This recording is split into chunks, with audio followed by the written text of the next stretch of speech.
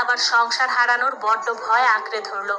আমার শাশুড়ি ব্যাপারটা বুঝতে পেরে সাথে সাথে অ্যাবর্শনের কথা বললেন, স্বামীও চাপ সৃষ্টি করলেন। তাদের যুক্তি ছিল, আমার নিজের বাচ্চা হয়ে গেলে সৎ সন্তানদেরকে ভালোবাসবো না, তাদের যত্ন নিব না। আমি তাদের পায়ে ধরলাম, বাচ্চাকে আমার পৃথিবীতে আসতে দিন, আমি সবারই খেয়াল রাখবো, কোনো দিন কাউকে দুচোখ করবো না।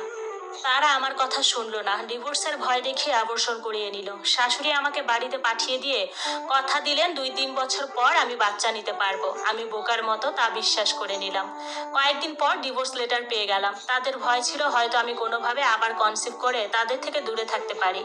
আমার দ্বিতীয় সংসারও শেষ। যতটা শক্তি অনুপ্রেরণা নিয়ে নতুনভাবে জীবনের সূচনা তৈরি করেছিলাম, ঠিক ততটাই হতাশা, স্বপ্নভঙ্গ, হারানোর তীব্র যন্ত্রণা নিয়ে ভেঙে পড়লাম।